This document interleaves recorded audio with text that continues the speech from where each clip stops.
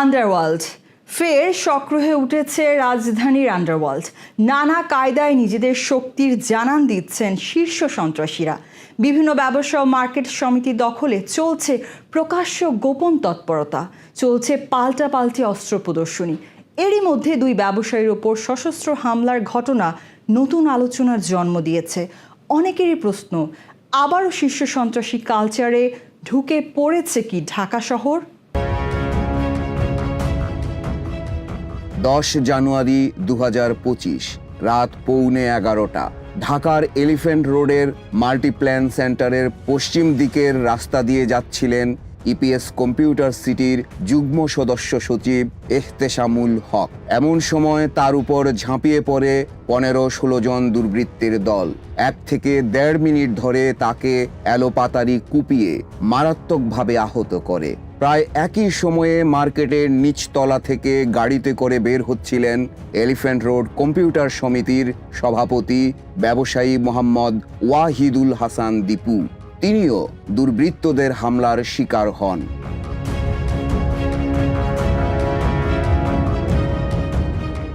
নৃশংস এই ঘটনার পর হঠাৎ করেই আলোচনায় চলে আসে রাজধানীর আন্ডারওয়ার্ল্ড।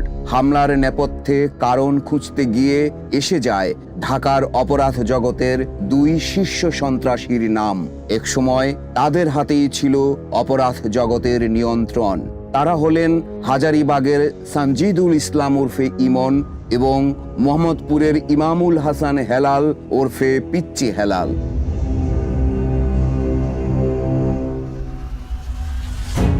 রাজনৈতিক পট পরিবর্তনের পর 15 ও 16 আগস্ট কারাগার থেকে জামিনে বের হয়েছেন এই দুই আলোচিত চরিত্র। ছাড়া পেয়ে ডাবল মার্ডার মামলায় আসামি হয়েছেন পিচ্চি হেলাল। সংশ্লিষ্ট সূত্র বলছে, ব্যবসায়ীর উপর হামলার নেপথ্যে রয়েছে এই দুই শীর্ষ সন্ত্রাসীর আধিপত্য ও চাঁদাবাজির দ্বন্দ্ব, যারা জেলে থেকেই নিয়ন্ত্রণ করতেন অপরাধ জগৎ।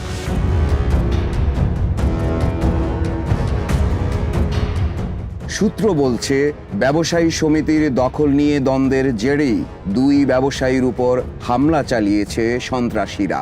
বিনা প্রতিদ্বন্দ্বিতায় মাল্টিপ্ল্যান কম্পিউটার ব্যবসায়ী সমিতির সভাপতি হয়েছেন পিচ্চি হেলালের বড় ভাই ওয়াহেদুল হাসান দীপু। আন্ডারওয়ার্ল্ডের প্রতিদ্বন্দ্বীর ভাইয়ের এই পদ পাওয়া মেনে নিতে পারেননি ইমন। তবে ভাইয়ের প্রভাব খাটিয়ে ব্যবসায়ী কল্যাণ সমিতি দখলের অভিযোগ ভিত্তিহীন বলছেন ওয়াহেদুল হাসান দীপু। তার দাবি, ইমন তাকে ফোন করে চাঁদা চেয়েছিল, এতে রাজি না হওয়ায় তার উপর এমন বর্বর হামলা করা হয়। সে তো সামনে আসে না, সে লোকজন দিয়ে এগুলো সব করায় এবং তার লোকজনই আমার কাছে আসছিল এবং তাকে ফোনে ধরাই দিছে, বলেছে সরাসরি আমাকে বলেছে যে এই মার্কেটে যতগুলো ব্যবসা আছে, পানির ব্যবসা, ইন্টারনেটের ব্যবসা, পার্কিং, দোকান, তাকে দিতে হবে পরিমাণ বলে দিন, মাসিক মাসহারা তাকে দিতে হবে। এখানে কখনো প্রভাব বিস্তার কখনো কেউ দেখে নেই আমার প্রভাব বিস্তার। এখানে আমি এত বছর এলিফ্যান্ট রোডে আমি ব্যবসা করি, আমার প্রভাব কোথাও মানে মানে কাউকে ধমক দেওয়া, প্রভাব বিস্তার করে যেটাকে বলে আর কি, আপনারা যেটা বলেন প্রভাব বিস্তার করে, এই ধরনের কোনো কিছু কখনো হয়নি। অর্থাৎ ওই ধরনের প্রভাব এখানে বিস্তার করার দরকার নেই। আমার এখানে চাঁদা আসবে না, আমার ব্যবসা এটা, আর ব্যবসায়ীদের সংগঠন হলো এটা। আপনার যত জনপ্রিয়তা থাকবে আপনি এখানে নেতা হবেন। দোকান মালিক সমিতির সাবেক এক নেতা অবশ্য ভিন্ন এক তথ্য দিলেন। তিনি জানান, গত 10 বছরে কোনোদিন ইমন গ্রুপ মার্কেট ব্যবসায়ীদের কাছ থেকে চাঁদা দাবি করেনি। তাহলে এখন কেন এমন হচ্ছে প্রশ্ন তার। আমাদের বিগত দিনে ইমন কিন্তু আমাদের কোনো ডিস্টার্ব করে নাই। কোনোদিন তো মনে করেন যে আমাকে ফোন করে কিংবা আমার কোনো ব্যবসায়ী কিংবা কোনো মার্কেটের প্রেসিডেন্ট গিয়ে বলে নেই টাকা দিতে হবে, তাই না? ফোনই তো আমাদের পাইতো না। নিশ্চয়ই ফোন আগে ছিল, এটা মনে করেন যে ফোন তাদের সাথে আগে যারা এই ফোনটা নিতেছে তাদের সাথে আগে যোগাযোগ ছিল। না, আমার ফোন আপনি পাইছেন, নিশ্চয়ই অন্য কারোর থেকে পাইছেন, ম্যানেজ করছেন, তাই না? হ্যাঁ, আমার পরিচিত লোকজনের থেকে ম্যানেজ করছেন। আমার যদি আমি যদি সন্ত্রাসী কার্যকলাপের সাথে জড়িত থাকতাম, তাহলে মনে করেন যে সন্ত্রাসী আমার ফোন নম্বরটা পাইতেন, তাই না? আমাকে পাইছেন, মনে করেন যে আমার নম্বর তো সন্ত্রাসী কারোর কাছেই নাই। আর কারণ এদের সাথে আমার চলাচল নাই, যোগাযোগ নাই, আমাদের কোনোদিন ফোনও করে নাই, কোনো কিছু না। আলোচিত এই ঘটনার পর শীর্ষ সন্ত্রাসীদের ওপর নজরদারি করা হচ্ছে বলে জানালেন পুলিশের এক কর্মকর্তা। কোনো সন্ত্রাসী আমাদের আইনের আওতা থেকে রক্ষা পাবে না। সে পিচ্চি হেলাল হোক, সে ইমন হোক, যেই হোক, আমরা আমাদের চেষ্টা অব্যাহত রেখেছি। আইনের আওতায় আমরা অবশ্যই তাদেরকে নিয়ে আসবো। ব্যবসায়ী সমিতির দখলের জের ধরে শীর্ষ সন্ত্রাসীদের প্রকাশ্যে দ্বন্দ্ব এবং রাজধানীর আন্ডারওয়ার্ল্ডের তৎপরতা নিয়ে উদ্বেগ প্রকাশ করছেন ঢাকা বিশ্ববিদ্যালয়ের অপরাধ বিজ্ঞান বিভাগের চেয়ারম্যান শাহরিয়া আফরিন।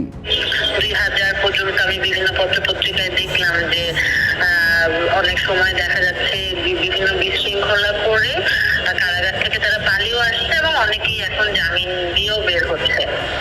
এবং পাশাপাশি আমরা দেখছি যে সেখানে রাষ্ট্রপক্ষ আসলে ওই ধরনের কোনো অ্যাক্টিভ রোল প্লে করছে না বা মামলার জন্য করছে না এবং জামিন হয়ে যাচ্ছে। তো সেই কারণে আসলে আমরা দেখতে পাচ্ছি যে শীর্ষ সন্ত্রাসী যারা আছে তারা ছাড়া পেয়ে যাচ্ছে এবং ফিরে এসে সবচেয়ে ভয়ঙ্কর ব্যাপার যেটা, যে তারা আসলে কোনো ধরনের কারেকশনের আমরা কোনো পিকচার দেখতে পাচ্ছি না যে এত বছর তারা জেল খেটেছে।